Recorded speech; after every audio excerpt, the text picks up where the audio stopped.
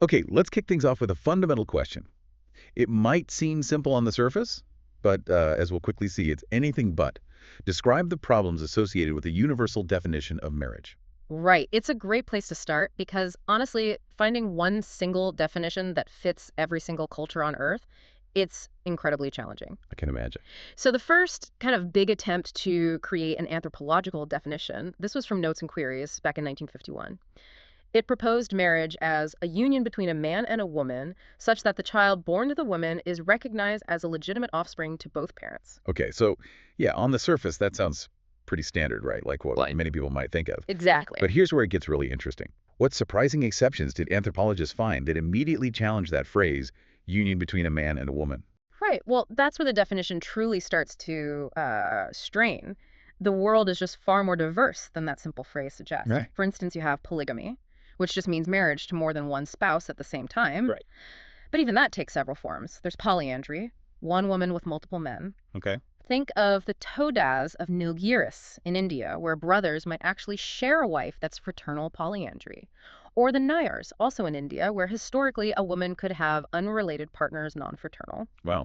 Then there's polygyny, one man with multiple women. This is probably more familiar to some, seen in many Islamic communities, for example. Mhm. And then, get this, even polygynandry, which is several men married to several women. Altogether, it's been reported among groups like the Khassas of Ajansar Bawar. Several men and several women in one marriage. Group marriage, Yeah. essentially. But beyond just the numbers, there are even more like structurally unique forms. Among the Nuer people of South Sudan, we find woman-to-woman marriage. Now, this isn't about sexuality, it's about lineage. An issueless widow can marry a bride, pay the bride wealth, Right. and the children born to this bride, usually through arrangements with the designated male, carry the widow's name and inherit her rights. It ensures her family line continues. Fascinating. So the marriage is about social structure and inheritance. Exactly. And then you have ghost marriages. These are found in places like British Columbia, among some indigenous groups, and also among the Nuer again. Ghost marriages. Yeah, a living male marries someone on behalf of a deceased, unmarried male relative, the ghost, Okay. and any children born from this union, they take the name of the ghost, inheriting his status and property rights.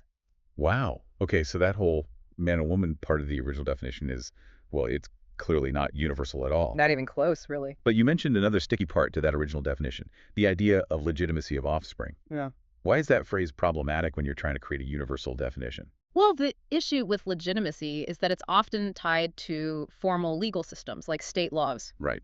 Courts, documents. Exactly. But many societies, especially smaller scale, stateless ones, they don't have laws in that specific way. So how do you determine legitimacy without that kind of framework? Good point. In some cultures, like the Todas we mentioned earlier, legitimacy isn't decided by a court, but by a specific cultural practice. They have a bow and arrow ceremony that establishes paternity socially. Ah, okay. So a cultural mechanism, not a legal one. Precisely. Which means that initial definition, relying on legitimacy in a legal sense, just doesn't fit everywhere. So given those limitations, that 1951 definition wasn't cutting it. What came next? I think you mentioned Kathleen Goff. Yes, Kathleen Goff. Yeah. After her really deep study of the Nayar marriage system, which is complex in itself, she offered a definition that tried to be much more inclusive. Okay, what did she propose? She defined marriage as a relationship between a woman and one or more other persons. Notice persons, not man, in which the child born to the woman, under circumstances not prohibited by the rules of relationship, is accorded full birth status rights common to normal members of the society or social stratum. Okay, that sounds much broader. What's really insightful about Goff's phrasing there, how does it try to capture that global reality better? Well, several key things. First, one or more other persons. That's gender neutral, and it covers all those numerical forms we talked about: monogamy, polygyny, polyandry, even potentially group marriage. Right, persons is key. Definitely. Then, rules of relationship. That acknowledges that every society has its own specific norms about what makes a valid union, who you can or can't marry, Makes sense. and full birth status rights. This is crucial. It means the social, political, or economic rights a child gets simply by being born into a recognized relationship within that society. And finally, society or social stratum. This bit acknowledges that even within a society, these rights might differ. Think about, say, different castes in India. The rights might not be identical across strata. Okay, that definitely seems to cover a lot more ground. But even Yeah. with that wider scope, Yeah. you mentioned Goff's definition still doesn't quite cover everything, right? Like, what about male-to-male marriage, which is recognized legally in several European societies today? Exactly. That's a key limitation that's emerged more recently, or at least become more recognized anthropologically. Goff's definition, while broader, is still centered on the woman and the child's status derived through her. It doesn't explicitly account for unions not focused on procreation or unions between two males which have gained legal and social recognition. So what's the big takeaway then about finding that single, perfect, universal definition of marriage? Is it even possible? The main takeaway really comes from anthropologists like Edmund Leach, who concluded, well, that a single, all-encompassing definition that fits every culture simply cannot be created. It's Yeah. just too diverse. Goff's definition remains maybe the widest possible attempt that captures a huge chunk of traditional variations. But the quest itself highlights just how incredibly dynamic and varied human social structures are. It really makes you question your own assumptions about what marriage should look like. Absolutely. That's the point. All right, so we've grappled with the definition or lack thereof. Let's tackle another big question. Is marriage universal? You'd think so, maybe, but considering all those variations we just discussed, how do anthropologists actually confirm this? It's a great question. And despite all those definitional hurdles and the incredible variety of forms, yes, marriage is considered universal across all known human groups. Okay, so how do we square that? If the definition is so tricky, how can it be universal? Well, the universality isn't about a common structure or definition. It's about the critical functions it performs and the fundamental needs it serves in every society. It's about what marriage does. Ah, okay. So it's not about how it looks on the surface, but its purpose. What are some of those key functions that make it universal? You mentioned Edmund Leach earlier. Yes, Edmund Leach back in 1955 outlined several key functions that marriage typically performs. First, it establishes the legal father or mother of a child. This is vital for things like lineage, inheritance, social identity. Okay, makes sense. Second, it gives control over certain rights between spouses, things like sexual services, labor, property. It creates a framework of mutual rights and responsibilities. Right. Third, it often establishes a joint fund of property, specifically for the benefit of the children, ensuring resources are pooled for the next generation. And finally, it provides for a socially significant relationship between the families or kin groups of the spouses. This builds alliances, extends social networks, creates ties beyond the couple. Those are definitely important social functions. Yeah. But I think you also mentioned there are even more fundamental, almost biological needs that marriage addresses, needs that might surprise us. Absolutely. Beyond Leach's social functions, marriage seems to serve two incredibly basic human needs, which likely explains why some form of it exists everywhere. Okay, what are they? The first is to check potential chaos arising from sexual competition. Now think about it. Unlike many animal species with specific mating seasons, human females can, biologically, mate throughout a year. Right. This could potentially lead to constant, intense, disruptive competition among males. Marriage, in its various forms, steps in by regulating and institutionalizing matings, channeling sexuality between culturally defined, recognized partners. It brings a level of order. Okay, managing competition. What's the second fundamental need? The second is to provide a stable group organization for the security of mothers and newborns. Human babies are born incredibly vulnerable. Our brains are underdeveloped compared to other primates. We need a long period of dependency and constant care. Yeah, anyone who's been around a baby knows that. Exactly. Marriage, by creating a recognized association, usually with a mate or mates, helps ensure care and protection for both the mother and the child during this vulnerable period. It establishes essential binding norms that promote survival and development. So when we look at all these universal functions, Yeah. the social ones Leach pointed out, and these really deep-seated needs for order and security, what's the ultimate conclusion? Does it solidify marriage as a truly universal feature of human society, despite all the different shapes it takes? Yes, absolutely. Because these fundamental functions and these core needs are universally recognized and addressed in some way in all human groups, anthropologists conclude that marriage, in some form, is indeed a universal feature of human society. Wow. What's really fascinating, I think, is that even when the form of marriage looks dramatically different from culture to culture, the underlying purpose often remains surprisingly consistent. It's tackling the same basic human challenges. That's a really powerful point. Okay, so marriage is universal in function, even if not in form. But if it's everywhere, it's definitely not a free-for-all. Every society has rules. Oh, definitely not a free-for-all. Rules are everywhere. So let's discuss some of the big ones that shape who can marry whom. First up, endogamy and exogamy. What do these terms mean? Right, no society just lets its members marry absolutely anyone they want. These rules are crucial for social structure. So endogamy, endo, meaning within, refers to cultural rules that say you should marry within a specific socially defined group. Think maybe your religion, your caste, your social class, sometimes even your village. Okay, marrying in. Exactly. And conversely, exogamy exoa, meaning outside, refers to rules that say you must marry outside a certain group. The most universal example is the incest taboo, marrying outside your immediate family, but it often extends to larger kin groups like clans. Marrying out. Got it. Can you give us some clear examples of how these rules might work together in a single society? Yeah, a really clear illustration is traditional Indian Hindu society. It strongly practices caste endogamy. You're expected and often required to marry someone from your own caste. Right, within the caste. But at the same time, it practices Gotra exogamy. A Gotra is like a clan, a larger kin group tracing descent, usually patrilineally. You absolutely cannot marry someone from your own Gotra, even if they are in the same caste. Ah, okay. So you marry within your broadcast group, but outside your specific clan lineage. Precisely. And you see other variations too. Many Indian tribes, for instance, practice village exogamy. You have to marry someone from a different village. And what happens if someone breaks these rules? You mentioned sanctions. Yeah. Are they usually serious? They often are, yes. Depending on the rule and the culture, sanctions can range from social disapproval or gossip to much stronger measures. In Hindu society, breaking caste endogamy rules could historically lead to hukapani band, which is severe social ostracism, basically being cut off from community life, shared food, water, everything. Yeah. And in some traditional cultures, breaking fundamental exogamy rules, like clan exogamy, could even, historically, result in death. These rules are taken very seriously because they maintain social order and group identity. Okay, sticking with this theme of social status in marriage, Yeah. let's talk about two more terms, hypergamy and hypogamy. What's the difference there and why does it matter, especially in systems like caste? Right. These terms specifically relate to marriage between people of different social statuses, often linked to caste, class, or wealth. Hypergamy, hyper meaning above, is when a person marries someone of a higher social status than themselves. It's sometimes called marrying up. Marrying up, okay. And hypogamy, hypo meaning below, is the opposite. It's when a person marries someone of a lower social status, marrying down. Got it. Up and down. Hmm. Now, how does the Hindu caste system, which we were just discussing, specifically handle these? You mentioned it's different for men and women. Yes, there's a very significant difference, traditionally. If a man from a higher caste marries a woman from a lower caste, that's hypogamy for him. But hypergamy for her, he generally doesn't lose his own caste status. His status is considered more inherent. Okay. However, if a high caste woman marries a low caste man, hypergamy for him, hypogamy for her, she traditionally does lose her high caste status. Why? Because typically a woman is considered to share her husband's caste status after marriage. I see the asymmetry there. Exactly. And this is reflected in some ancient texts, like the Laws of Manu.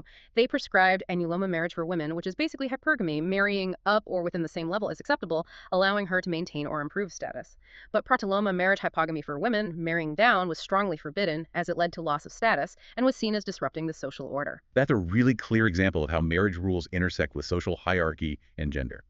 Okay, now let's dive into something that feels even more fundamental, something deeply ingrained across almost all societies. What do you mean by incest taboo? And can you briefly explain the various theories that try to explain why it exists everywhere? Right, the incest taboo. Basically, it's the prohibition of sexual relations, and therefore marriage, between people who are considered very close relatives. Now, who is considered too close can vary a bit between cultures, like rules about cousins might differ, but the core prohibition, especially involving parents and children or siblings, is found virtually everywhere. Father-daughter incest, for example, is universally tabooed. He seems so fundamental, almost instinctual. But scholars have actually debated why it exists. Oh, absolutely. It seems obvious, but explaining its origins and universality has led to several different theories. None are perfect, but they offer different perspectives. Okay, what are some of the main ones? Well, there are three prominent theories. First, there's the psychoanalytic theory, most famously associated with Sigmund Freud. Okay. Freud suggested, based on his ideas like the Oedipus complex, that there's an innate desire, particularly in male children, for the parent of the opposite sex, which gets repressed due to fear of the same-sex parent, the elder. The taboo, in a sense, is society reinforcing this repression. The father prevents the son from doing what he supposedly unconsciously desired but couldn't act on. Okay. What are the criticisms of that one?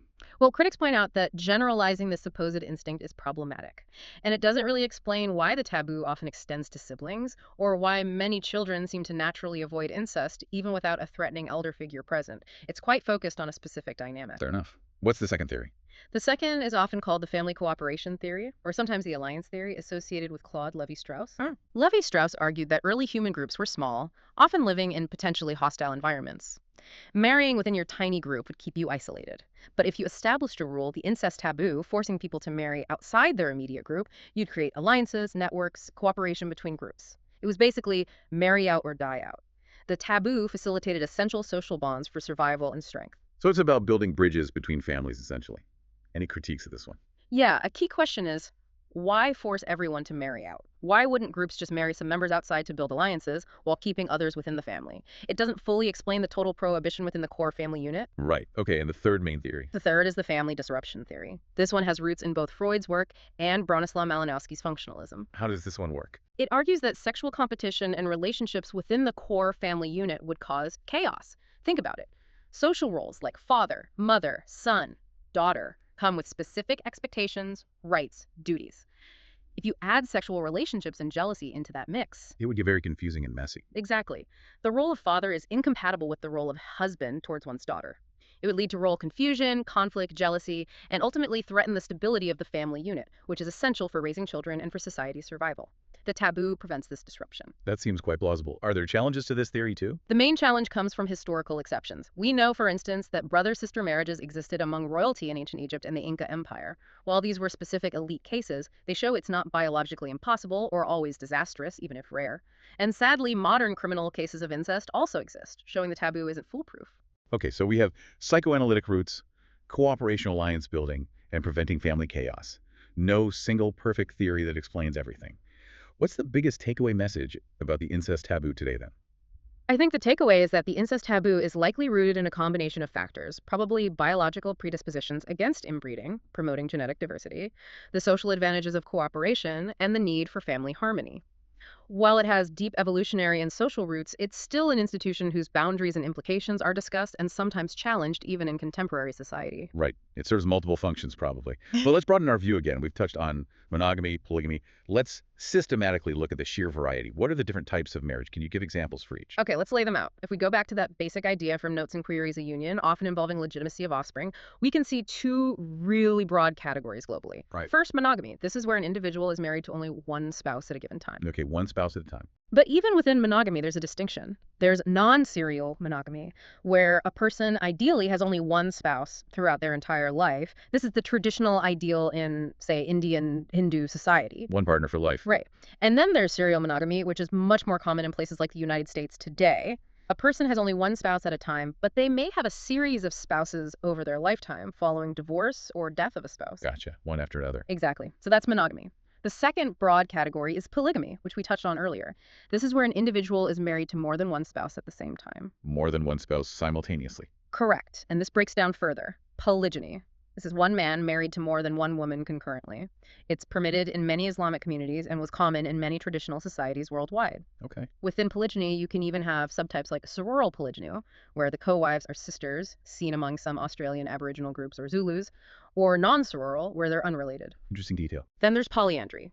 One woman married to more than one man concurrently.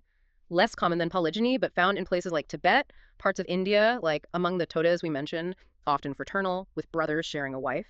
And historically, among the Nayars, non-fraternal, unrelated husbands. Right, we covered those examples. And finally, the rarest form, polygynandry, also called group marriage, where several men are simultaneously married to several women. The casas of Jansar Boer are a cited example of this complex arrangement. It really is amazing how varied the structures can be. But okay, beyond just the type of union, how many partner societies also have specific marriage regulations? You mentioned these earlier.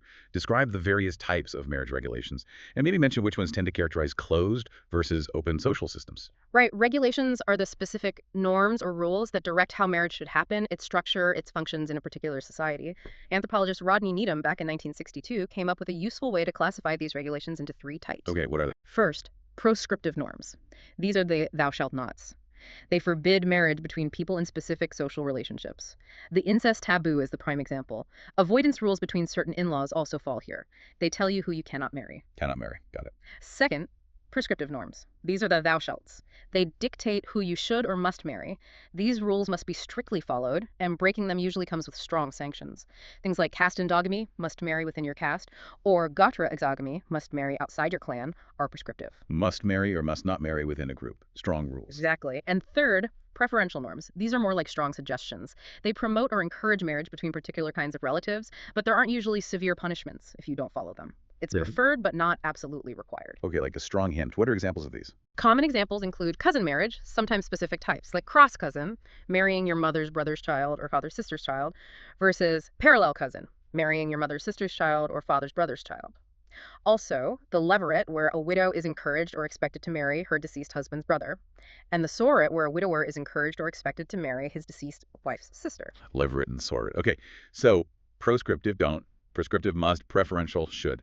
How do these different types of rules relate to whether a society is considered closed or open? That's a good link. Generally, in closed social systems, societies where status is largely determined by birth, like caste systems, kinship ties are very strong and extensive, and the economy might be subsistence-based, you tend to find more prescriptive and preferential regulations. Why is that? Well, things like endogamy help maintain the purity of the group or lineage.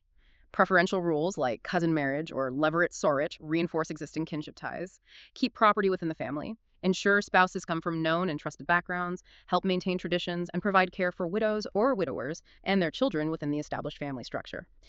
It's about maintaining the existing social fabric. Okay, tight-knit structure, strong rules. What about open systems? In open social systems, typically societies with more emphasis on individualism, achieve status, maybe a cash-based economy, and where kinship, while still important at the nuclear family level, is less all-encompassing, the marriage regulations tend to be fewer and mostly prescriptive. So mostly just the don'ts. Yeah.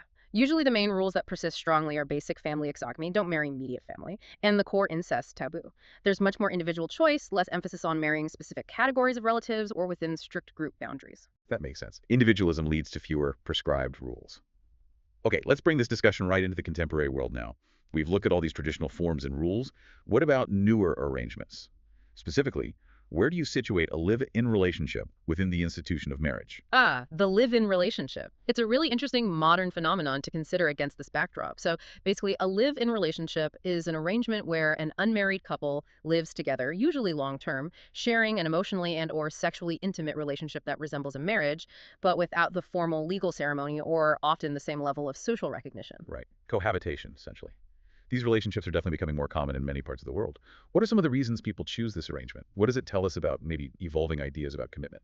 There are quite a few reasons for their rise. For many couples, it's seen as a way to test mutual compatibility before making a lifelong legal commitment, sort of trial period. Okay, testing the waters. Exactly. Others value the immense personal freedom it offers without the immediate weight of extended family responsibilities or societal expectations that often come with formal marriage. There's also often financial independence without the automatic pooling of resources into a joint fund. The relative ease of dissolution compared to a legal divorce is also a factor for some. And importantly, for some couples, like same-sex couples in places where marriage isn't legally available or wasn't until recently, it's been a way to live together and build a life when formal marriage was disallowed. Sometimes it's even just practical, dealing with space restrictions in expensive urban areas. So lots of practical and personal reasons. Given all that, are live-in relationships considered a form of marriage, anthropologically or socially speaking, or are they something entirely different? Well, that really hinges on social recognition, not just the couple's private understanding or even legal frameworks sometimes. Okay. Social acceptance is key. It really is. In many Western communities, long-term cohabitation is widely accepted, and legally, these couples often have rights very similar to married couples regarding property or children. So functionally and socially, it's very close to marriage, arguably a type of it. Yeah. In other places, like India, for example, the situation is more complex. While Indian courts have sometimes legally recognized rights for partners in long-term live-in relationships, especially regarding things like domestic violence or maintenance, Indian society generally does not yet accept them as equivalent to the institution of marriage. There's often still a significant social stigma. So the legal status might be evolving, but the social status lags behind. Exactly. And without that broad social acceptance and the institutional framework that comes with it, you generally can't equate it with traditional marriage in those contexts. It lacks the same social validation and embeddedness. Traditional society often sees these relationships as maybe a threat to the institution of marriage itself. Is that a valid concern from an anthropological perspective? It's a common concern, definitely. There's often a feel that live-in relationships might dilute morals, weaken the family structure, and undermine the sanctity or stability of marriage. Yeah. However, from another perspective, live-in relationships often function not as a replacement for marriage, but as a precursor to it. Many couples who live together do eventually get married. The cohabitation period serves to check compatibility, potentially leading to more stable marriages later on. So it might actually strengthen marriage for some by weeding out incompatible pairings beforehand. That's an argument some researchers make. Also, live-in relationships typically don't offer the same long-term security, social support networks, or deep emotional fulfillment that many people seek and find in formal marriage. So, for many, it's unlikely to completely replace the institution. Ultimately, regardless of whether it's formal marriage or live-in arrangement, it seems to come down to the people involved, doesn't it? Absolutely. Whether you choose marriage, cohabitation, or another form of partnership, the essential ingredients for a successful relationship, mutual understanding, respect, commitment, shared goals, those remain paramount for the well-being of the partners involved. Well said. Okay, let's switch gears slightly, but stick with the transactions around marriage. This is another fascinating aspect across cultures. Describe in brief the different types of marriage payments prevalent in societies. Right, marriage payments. These are basically transactions of goods, services, or money that flow between the families or kin groups of the bride and groom.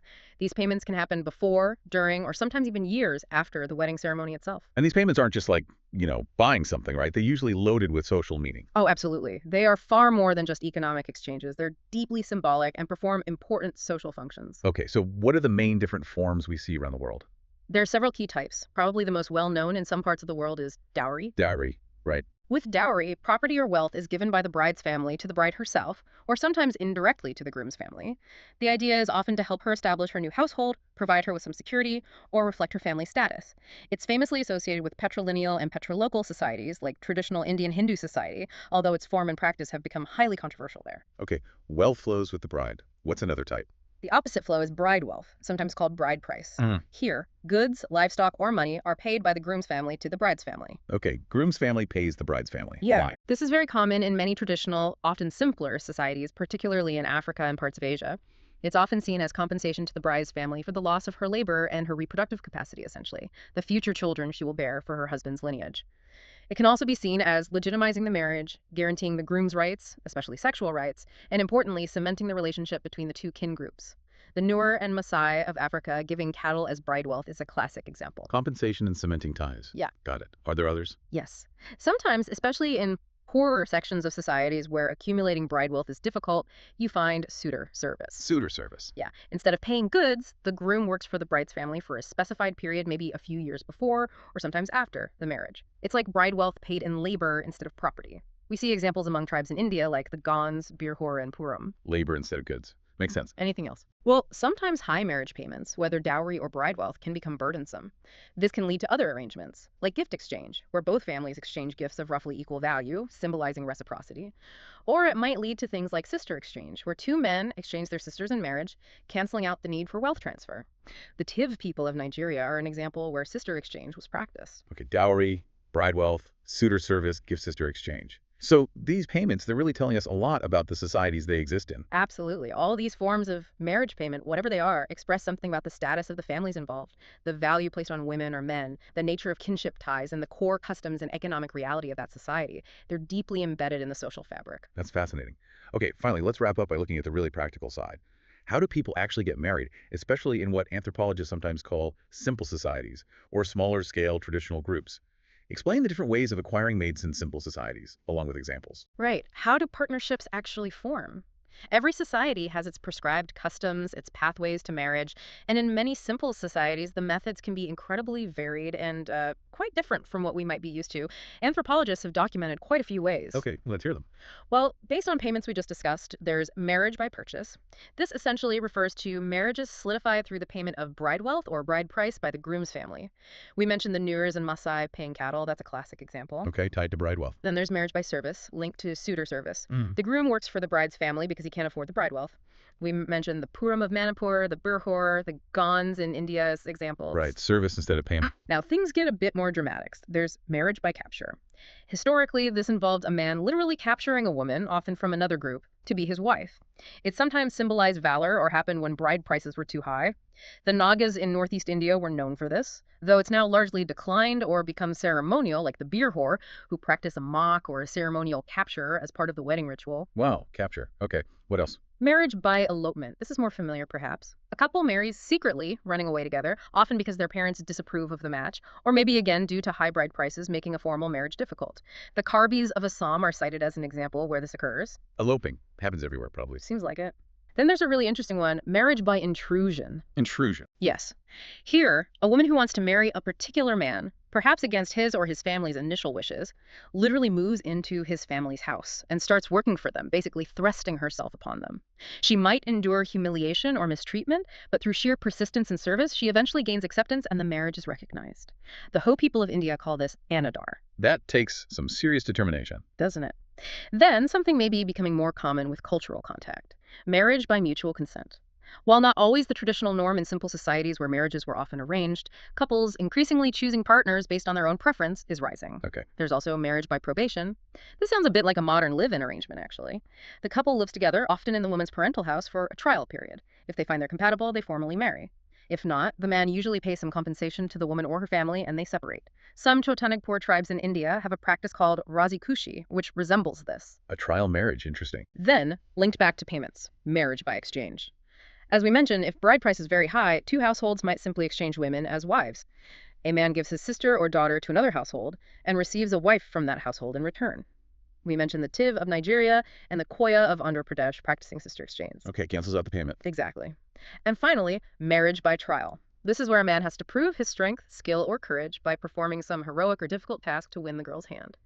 A famous example is among the Bhil tribe of India, who have a festival involving climbing a pole, called Gadedo, where success can win a man the right to choose a bride. Like something out of a legend. Capture, intrusion, probation, trial. These are truly remarkable methods. It really shows the incredible ingenuity and diversity of human societies in just forming these fundamental bonds. What's the final thought on all these diverse methods? I think the final thought is that these methods, from purchase and service to capture and trial, they aren't just, quaint historical footnotes. They are living expressions of societal customs, reflecting economic realities, ideas about gender and valor, kinship structures, and sometimes the evolving views and practicalities faced by newer generations navigating these traditions.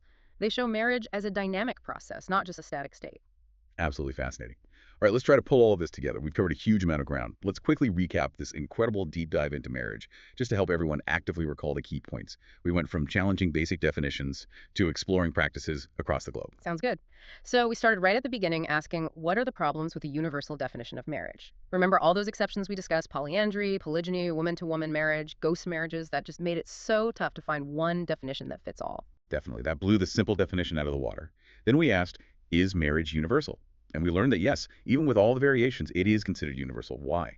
Because of those fundamental functions and needs it serves, like ensuring security for mothers and babies and managing sexual competition. Exactly. Then we looked at the rules of the game: endogamy, marrying in, exogamy, marrying out. Yeah. And we also touched on hypergamy, marrying up, versus hypogamy, marrying down. Can you, listening, recall how those play out differently for men and women in a caste system, for example? Good question. Next up was the incest taboo. We explored those fascinating theories trying to explain it. Freud's psychoanalytic ideas, Levi-Strauss's family cooperation alliance model, and the family disruption theory. Which of those explanations resonated most with you? Then we dove into the different types of marriage, breaking down monogamy into its non-serial and serial forms, and exploring the different kinds of polygamy, like polygyny, one man, multiple wives, and polyandry, one woman, multiple husbands, and even polygynandry. Right. And related to that, the various types of marriage regulations. Remember, the three types need them identified. Proscriptive, the don'ts, like incest; prescriptive, the musts, like caste endogamy; and preferential, the shoulds, like levirate or sororate. And how these tend to define closed versus open social systems. Our discussion then shifted to live-in relationships. We saw how these modern arrangements fit in or maybe challenge traditional ideas of marriage, often serving as that compatibility test before a bigger commitment. Where do you think they fit? And the different types of marriage payments: dowry, bride's family gives; bride wealth, groom's family gives; suitor service, groom works; and gift exchange. It revealed how deeply economic and social transactions are woven into marital bonds across cultures. Finally, we explored those really diverse, different ways of acquiring mates in simple societies. Remember marriage by capture, by intrusion, by probation, by trial, by exchange. Which of those methods surprised you the most? Phew. What a journey through the institution of marriage. It is truly amazing when you lay it all out like that, just how adaptable, how diverse, and how fundamentally important this human practice is, isn't it? Absolutely. It touches on everything: social structure, economics, kinship, gender, individual choice, biology even.